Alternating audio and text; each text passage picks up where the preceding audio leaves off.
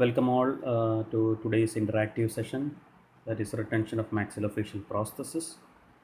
This topic has been asked widely in postgraduate uh, examinations, but it has never been asked under undergraduate session.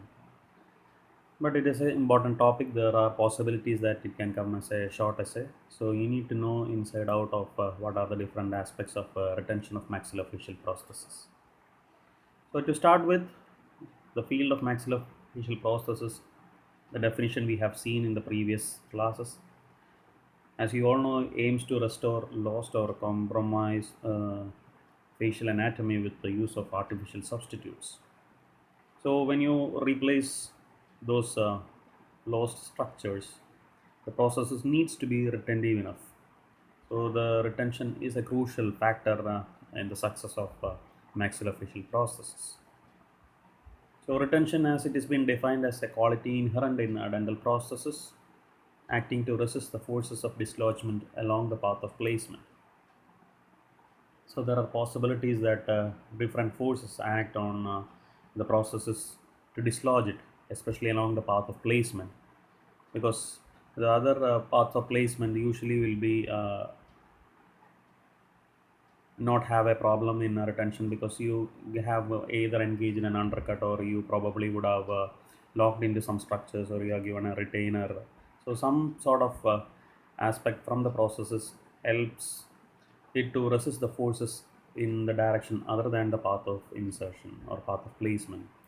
So it is mandatory that you give a good processes, so that the dislodging forces along the path of placement also is resisted to a certain extent, so that the prosthesis stays in position for a quite long time, and the patient compliance, and patient is very much confident about wearing that prosthesis. So there are different factors which affect retention. The greatest challenge in these patients for giving retention is the different requirements of retention is like the tissue area, that is every patient with congenital or acquired defect has different requirements for retention. Like the surgical procedure often sacrifices a large part of the retentive features, so you won't be able to get a lot of undercut as what you have decided, because the extent of the surgery or extent of trauma would have eliminated the possibilities of leaving some anatomical reference points which can act as an undercut and which can provide retention. Then movable tissues under the processes usually may not give a real support, so that again the retention might be compromised because of that. And the size and weight of the processes makes the retention difficult. So a large defect, if you need to rehabilitate, you need to give a large prosthesis. So gaining retention in that large prosthesis is very difficult, and the bulk of the material which is used to fabricate that processes might increase the weight of the processes, which end up in lack of retention. So there are a number of challenges in providing retention for a maxillofacial prosthesis. In the olden days, post-palatal defects, when you rehabilitated, were stuffed with cotton wool, oakum, and wax. When suspension devices, spectacles, and other retentive aids were used for providing retention. Now the methods of retention has progressed dramatically, and we have a lot of newer options in providing retention to these maxillofacial prosthesis by using cast partial dentures and implants. So there is a tremendous leap in providing retention, right from initial days where you used all these cotton wool, oakum, and wax to reduce the bulk of the material, and spectacles and other hair bands wherein you took the support. So there is a tremendous improvement in providing retention. So this makes an important topic. That's why it is that is why I told there is possibility that this topic can become as a short note or a short essay. So the quality of retention of a prosthesis depend upon the size of the defect, tissue undercut around the defect, direct and indirect retention, and neuromuscular control. So there are the different factors. You should remember these factors. The size of defect. More the size, there is less chance that you get a retentive prosthesis. If the size of the defect is small, it will be easy to fabricate a prosthesis retentive. Tissue undercut around the defect, if you can engage those tissue undercuts, then the retention will be more. If you don't have any tissue undercut, or if you could not engage it because of some reason, then the retention will not be a favorable factor for that prosthesis.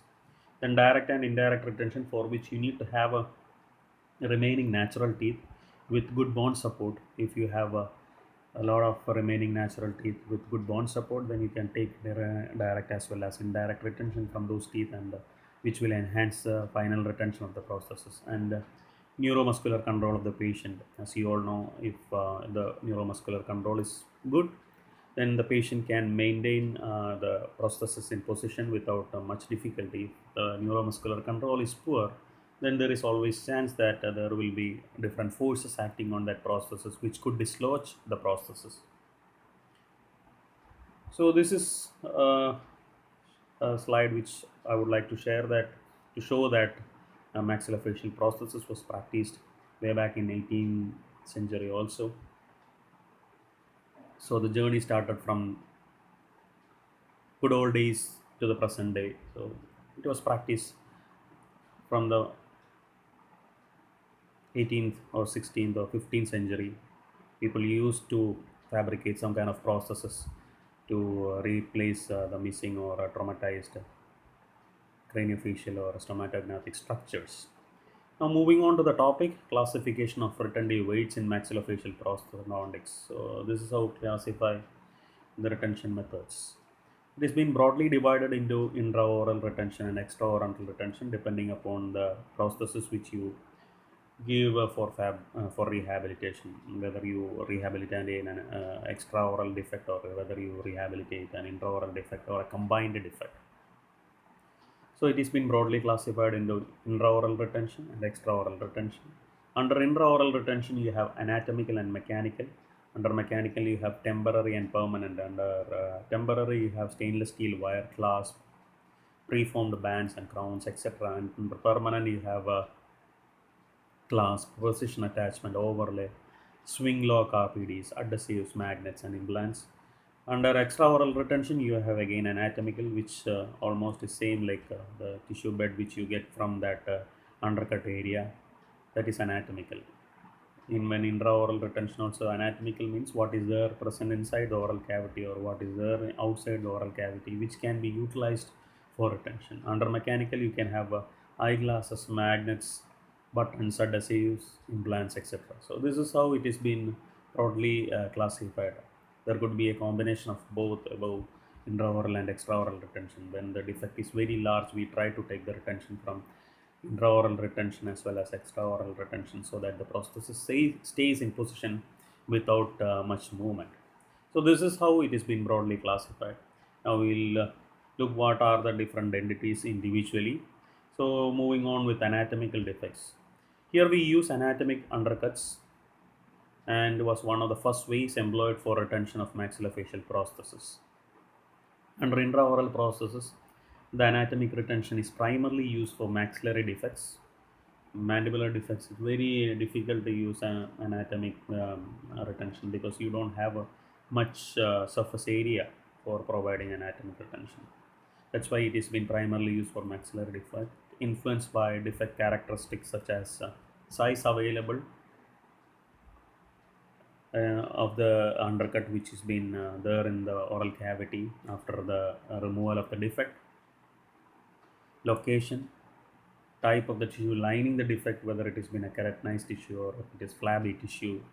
Then access to that undercut is very important. If you cannot access that undercut, then there is no possibility that you can engage that undercut and you take the retention out of it. Then the contour should be smooth. If you have any sharp area, there will be possibility that patient might complain of pain later on. The different areas utilized under these categories are soft and hard palate areas, lateral scar band, and the anterior posterior nasal apertures. Out of which the lateral scar band is the most widely used for providing retention. Most of the time it is prominent posterior laterally, so it is the most common area which has been widely utilized. Second most is the anterior nasal aperture space. In some cases it is being used where you have unfavorable defects, it utilizes anterior nasal aperture also. So you need to remember the term lateral scar band. That is the main area from where you get retention in case of anatomic retention. So the extraoral prosthesis also uses anatomical retentive weights where both hard and soft tissue undercuts are utilized for retention depending upon the surgery. Where all areas you have retention, you try to utilize similar to that you have utilized in intraoral retention or intraoral prosthesis. And when it comes to extraoral processes, usually these anatomic undercuts are utilized in nasal processes, but it has got limited use for orbital processes. As we all know, orbital processes there will not be any undercut because after the enucleation, evisceration, there is no possibility that you have an undercut. It is usually scooping out of that area, so usually have a concavity and without an undercut. So usually it is been used in case of nasal prosthesis. The limitations with use of anatomic undercuts are the irradiated tissues after the surgery most of the time should be spared of undue stresses, because if you give extra stress there is lack of healing in that area, and then there are possibility that it may flare up. So you need to give stress, so you cannot give excess pressure on those areas. Irradiated tissues should be spared. So if you have an irradiated tissue, then the possibility of taking an anatomic retention from that area will be compromised. The prosthesis may abrade the tissue, causing ulcerations.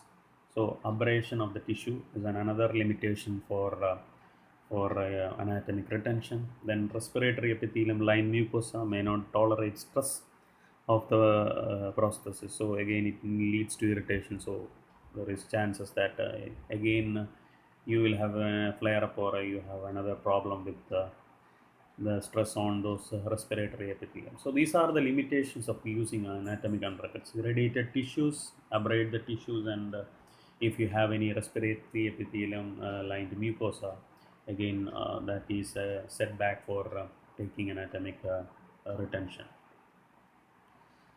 Moving on with the next method, that is mechanical methods. We had talked about intraoral and extraoral mechanical methods. So in intraoral prosthesis, you have wires and clasps, cast partial denture framework, springs, mucosal inserts, magnets, and implants. Under extraoral processes, you have adhesives, spectacles, eye patch, magnets, and implants. So in intraoral processes, there is a diagram which shows processes with eyelid clasp as the retentive weight, multiple loop clasp, even a normal Adams clasp with triangular clasp, all sort of clasps can provide retention. That is one way of mechanical retention. Then cast partial denture framework, a very important a way of rehabilitating an intraoral defect by giving a cast partial denture with the prosthesis. The advantage of a cast partial denture over the normal acrylic denture in rehabilitating a maxillofacial defect is that you can take support from the remaining tissue as well as the tooth when you give a normal acrylic RPD. The support which has been taken from tooth and tissue is being compromised. You cannot take the support to a full extent when you give a normal acrylic RPD. So it is always better you design a cast partial denture in those cases, so that the support taken from the remaining tooth as well as the tissue, that is the hard structures as well as the soft structures, is to the maximum limit, and the retention of the prosthesis is to the maximum, and the life of the prosthesis and the prognosis of the prosthesis goes to the maximum limit by doing this. So when you plan a cast partial denture in case of a maxillofacial prosthesis, there are a few aspects which you should look. The teeth immediately adjacent to the defect, if it has been compromised, it should be avoided or sacrificed. You should take the support from nearby tooth. This point we had explained, or we have talked in the previous classes, if you remember. So try to remember. If you have forgotten that, please make sure that if the teeth adjacent to the defect, if it has been compromised of bone support, then please don't give any kind of direct retention on that tooth. try to take a direct retention from adjacent tooth, or splint that tooth to the adjacent tooth and take a retention from that area. The lingual retention is more effective than buccal for direct retainer of obturator design. Another important point. Lingual retention is more effective than buccal for direct retainer for obturator design. Swing lock design, as you all know, is effective method of giving retention. But the only problem is the swing lock design generates a tremendous amount of stress or torque on remaining natural teeth. So these are some points which you need to remember when you look into the designing of cast partial denture for providing mechanical retention. Then other retentive weights like pandal springs, mucosal inserts, magnets used to mutually retain the obturator and denture part were used quite extensively under all when you have a large defect.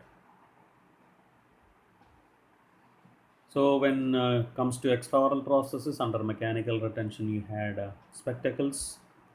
So what you do is you attach the processes to the spectacle so that the patient can wear the spectacle. So you have this processes along with the spectacle placed in that defect, and the patient will be quite confident because it has been attached to that particular spectacles. Only problem is you have to change the when you need to change spectacle, you need to change the process also. So this is one way of giving a mechanical retention. Eye patches were used in olden days for providing retention. Then magnets, intraoral and facial processes were usually retained by means of large magnets. So these are other mechanical aids under that. The limitation of mechanical retentive aids. Certain retentive mechanical devices are unpleasing in appearance, such as large eyeglass frames, because for the defect you need to, if the defect is large and if it is been attached to a spectacle, and you cannot go for a small frame, you have need to go for a larger frame to accommodate that prosthesis. Then the desired retention may not be achieved with the use of only mechanical devices. Sometimes that is a big problem. The patient will not be confident enough because of that mechanical retention. In the use of magnets, the movement of intraoral processes while functional movement is transferred to the extraoral processes. That is the another disadvantage or limitation with mechanical retentive weights. When you try to combine an intraoral prosthesis with an extraoral prosthesis with the help of a magnet. Now, another category under mechanical retentive weight was adhesives. This is one which has been quite extensively used earlier. Now it has been come to a limitation with the invention of implants, but it is still used if the patient is not very financially sound to afford a implant supported processes. Again, this is a major method of retention in most of the maxillofacial processes. So classification, you have acrylic resin adhesive, silicone adhesive, pressure sensitive tape, paste, liquid and sprays, and combination of adhesives. So acrylic adhesive, it is mainly meant for processes which is being fabricated out of acrylic. So the composition can acrylic resin which has been dispersed in water solvents, styrene, reclaimed rubber, synthetic rubber, and vinyl acetate. Major one of the majorly used acrylic adhesive is epithane 3. It is an emulsion of acrylic polymer in water applied with a cotton tipped applicator, and on setting it becomes clear and leaves no bubbles and should be applied very carefully. So you cannot apply it with your finger as you usually you need to use a cotton swab or a cotton paste to apply, and uniform thickness has to be done applied. You cannot extensively cannot apply it extensively, and it is most widely used acrylic adhesive. Next is you have silicon adhesives. They are a form of room temperature vulcanizing silicons dissolved in solvent.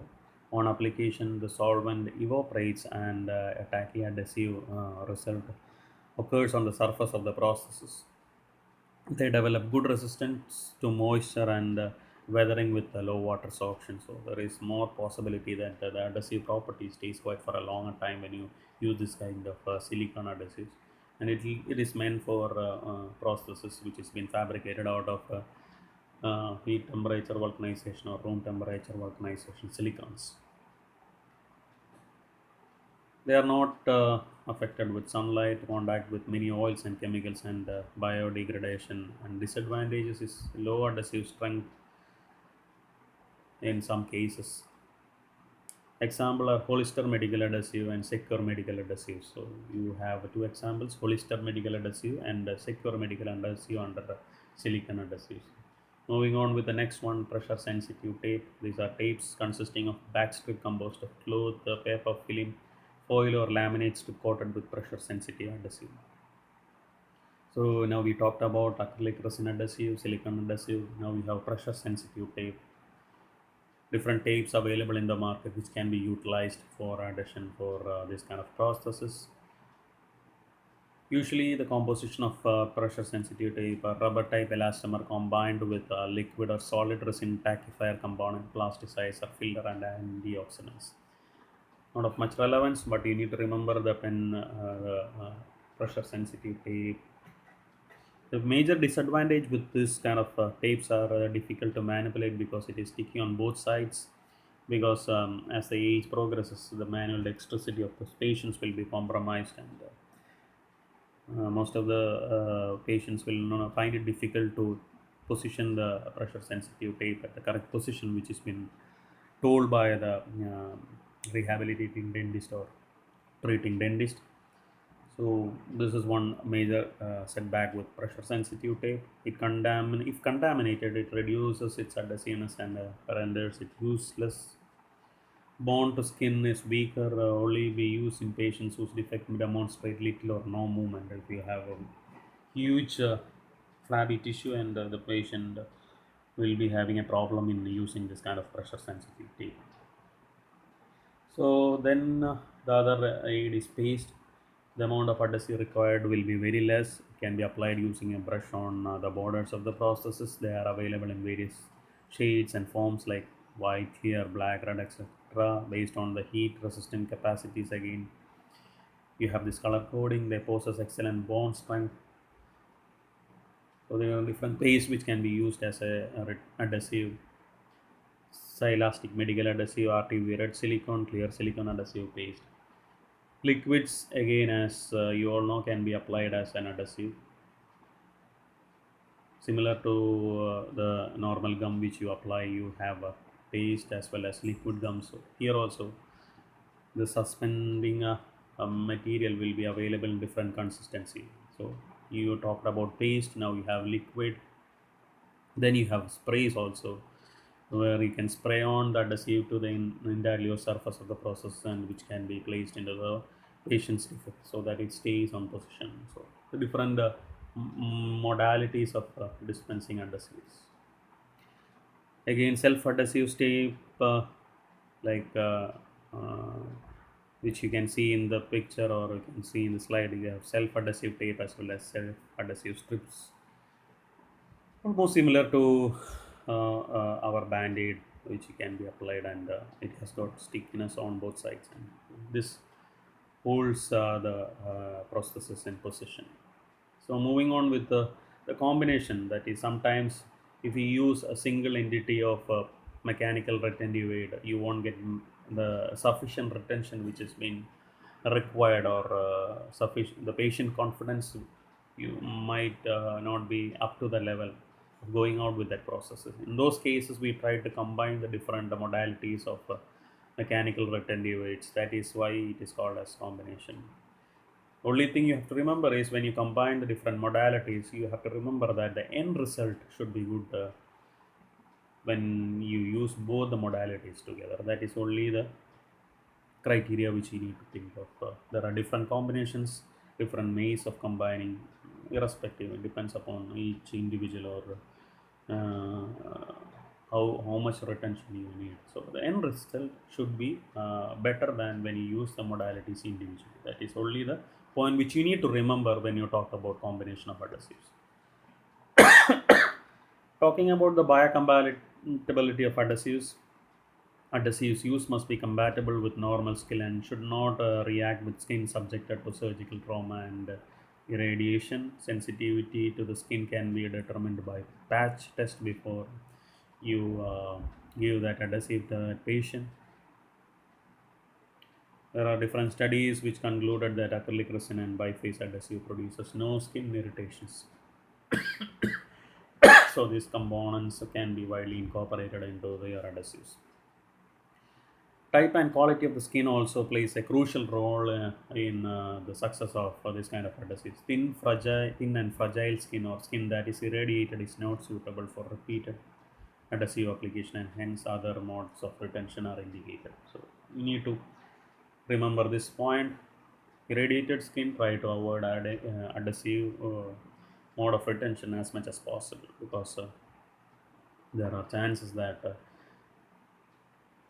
the skin irradiated skin may get more vulnerable to different changes, and henceforth it is mandatory, or it is better to avoid that kind of mechanical retention. Then problems with adhesives. Application of adhesive is difficult in patients with poor dexterity or coordination, as I told earlier. Routine removal of processes may damage the external pigmentation if pressure is applied to both sides of the processes. Then constant reattachment of the prosthesis, if required, is required if the prosthesis is acquired to very mobile or unsupported tissue. Some patient may develop allergic or irritative responses to adhesives, and thin margins of the prosthesis may be curled because on applying the adhesive and cleaning the adhesives, there are always chances that the properties of that material which you used for fabricating the processes get altered, and chances that the margins get curled up or curled down depending upon the situation. So here you can very well appreciate adhesive retained ear prosthesis. So how it's good it is been blended onto the remaining tissues. So adhesive is an important mechanical retentive aid which has been utilized quite widely in cases of maxillofacial prosthesis. Another important mechanical aid which has been utilized in maxillofacial prosthesis was magnets. Magnets defined as a material which has the ability to attract iron and lie in a north and south direction when suspended. I hope most of you guys would have played with magnets, like unlike poles attract and like poles repel. So you would have played with magnets. So you are quite familiar with magnets. So magnet is utilized to provide retention in maxillofacial prosthesis. There are different materials which are being utilized for fabricating magnets, like alnico alloys, rare earth metals, samarium nitride. There's a basic overview on magnets. Classify based on alloys, those containing cobalt and those containing no cobalt. The magnets classified. Different classification for magnets are available: soft magnet, hard magnet, based on the surface coating, whether it has been coated by means of some material like stainless steel, titanium, or palladium, or sometimes it is just the magnet, you don't have any coating, that is uncoated magnets. Depending upon the type of magnetism, whether it is attraction, that is unlike poles, whether it is being utilized, or whether it is the repulsion which is being utilized. So depending upon the type of magnetism, depending upon the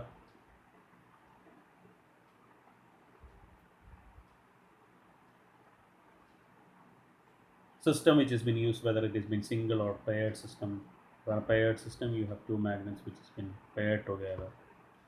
Depending upon the poles, whether it has been reverse pole or non-reverse pole, different classification for magnets. Only thing you have to remember that magnets is utilized in case of maxillofacial prosthesis. Indications of magnets in areas of high muscle activity adjacent to the prosthesis, in cases of moderate muscle activity combined with a rigid prosthesis, in patients with poor digital dexterity, in case where the bone is thin and reduction in forces applied to the implant is necessary.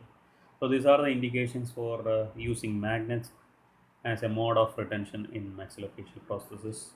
In areas of high muscle activity adjacent to the prosthesis, in cases of moderate muscle activity combined with a rigid prosthesis, in patients with poor digital dexterity, in cases where the bone is thin and reduction in forces applied to the implant is necessary.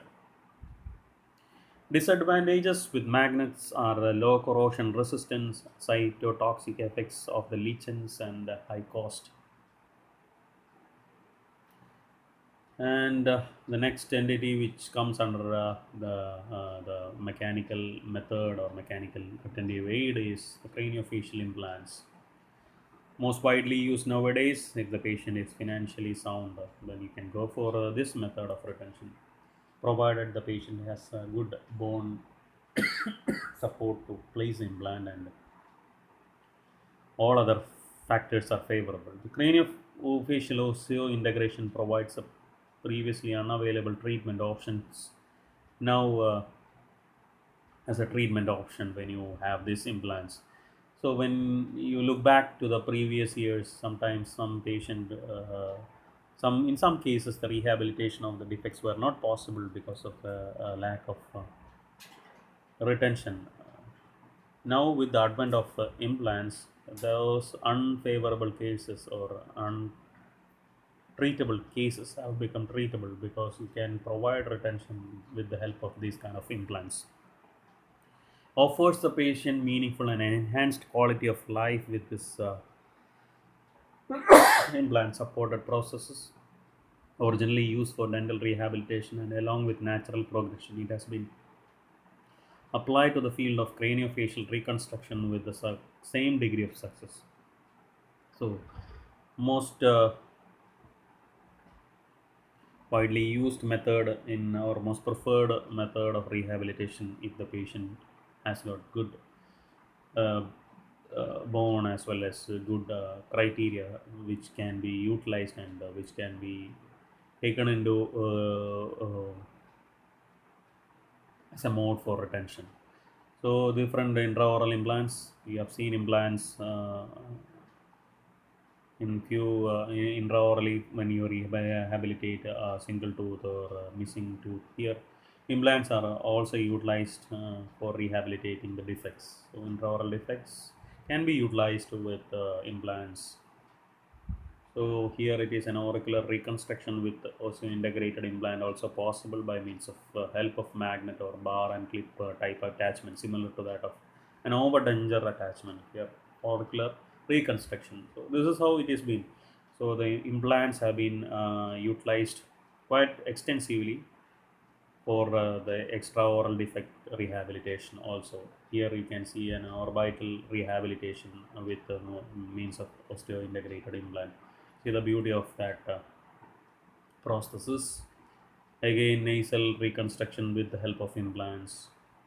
So implants is quite widely used both intraorally and extraorally.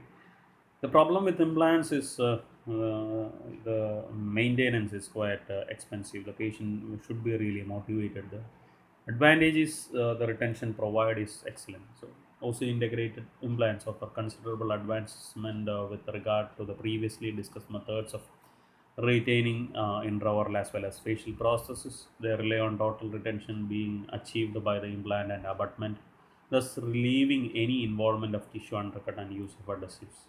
Greatest advantages. Using implants, processes can be fabricated that provides a good constant aesthetic result that is easy to locate along with excellent retention being the end result.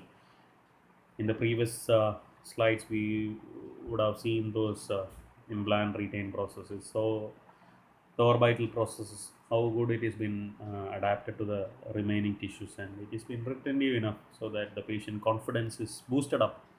So that is one good advantage with implant supported maxillofacial prosthesis. The disadvantage, as I told, maintaining the hygiene of the implant is a major problem encountered with the implants and is not a solution in all situations.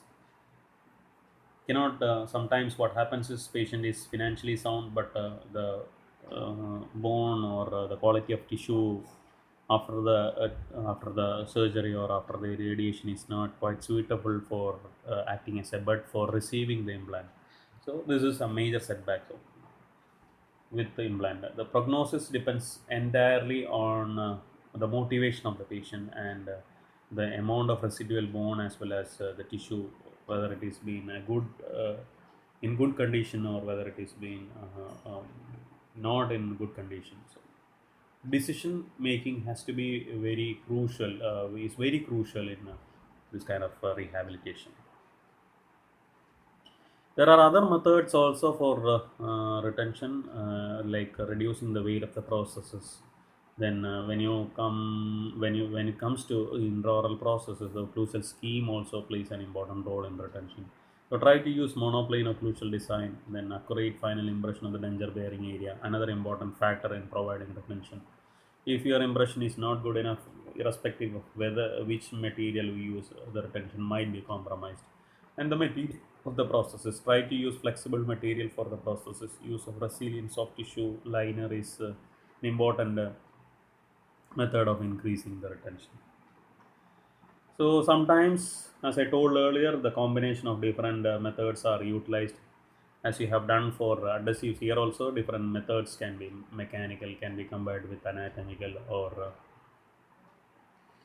any other options. If it has been available, you can combine sometimes magnet and clips, or magnet and other adhesive can be utilized. So different combination has been tried out in case of maxillofacial process. Only point you have to remember, the end result has to be better than the older one when the individual modalities were used. So this is a nose processes.